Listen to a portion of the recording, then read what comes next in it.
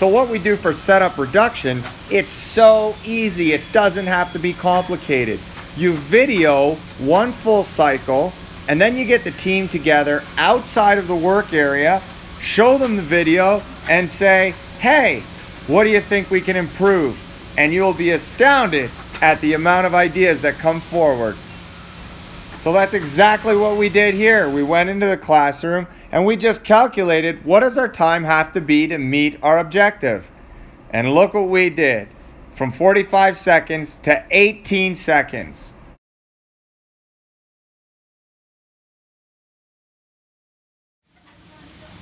This one's always difficult. It's difficult for the operators who need spare parts every now and then, and even more difficult for the owner who's paying us to throw away good parts. But it has to be done. Look at that. We got a clear shot from the sander to the saw. I'm so excited. Why? Because I have something that I can actually use in the lean program that works. I'm excited. It's a little thing. This is a big day for Cody. He lost his shadow board virginity. We're going out for drinks. Now let's check out our hour by hour chart for the end of day 3. Bam! That's right. We did it. We not only did it, we exceeded it. Here's the best part of every improvement. When the boss comes down out of the office to shake everyone's hand and tell them what a great job they did. And I couldn't agree more. These people just absolutely did a phenomenal job this week. Way to go, guys. And for those of you who think you're just way too busy to take time every morning to talk to your team and plan the day, consider this. Every day we spent between 30 minutes and 1 hour in the classroom. And you'll notice from day 1 to day 3, we kept producing more and more and more. Standing here with Ed, and it's the end of the day. The dust is settling on our third day? Third day here. And we're just gonna walk you around the shop and give you a quick tour. So, Mr. Ed, you're in charge of this mess. Okay. When we first started this on Monday, what you're about to see is what our whole shop looked like. Total chaos. No one knows where anything's at. And when you see this panning of this area, you'll see what our whole shop looked like.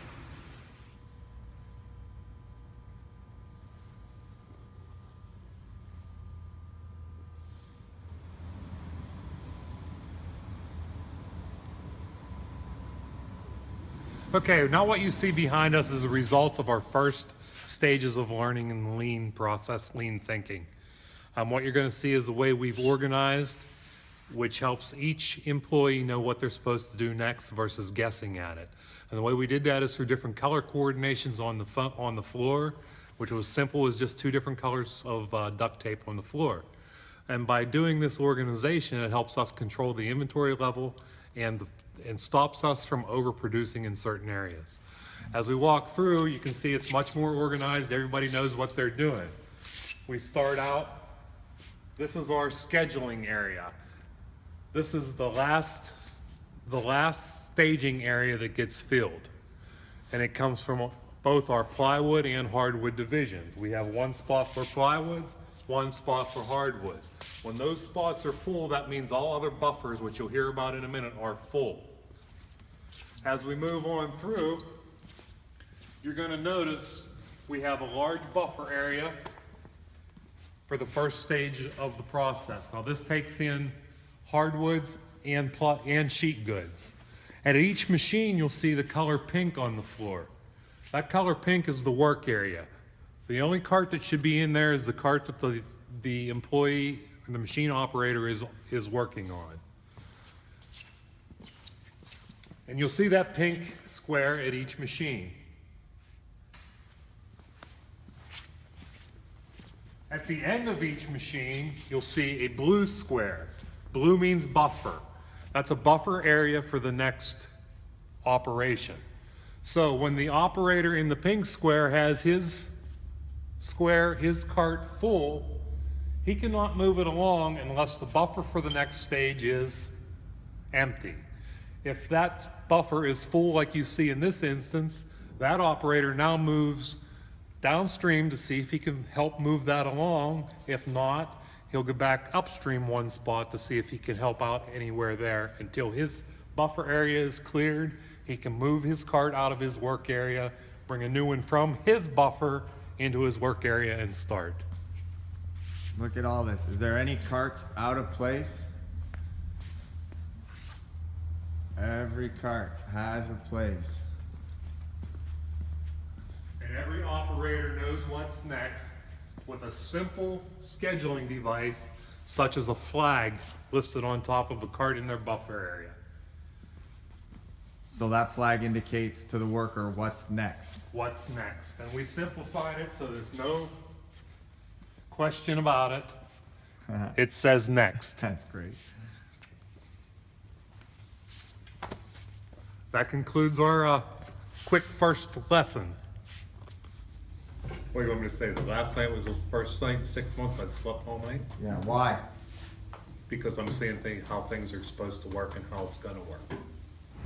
You want to talk about taking the bull by the horns? I'm not even home yet from my week visit at CCF, and they have taken the cross training pretty seriously. I just got these videos sent to me and I couldn't resist but put them up. A week ago, there wasn't too many people switching positions, and now they're all over the plant. It's amazing. There's Cody, who was the ripsaw operator, over doing the height cutting. Say hi to Brad. Audra and Tom over on the edge bender. Is there anything you don't do, Audra? Chopping, ripping, edging. I know him, Brad.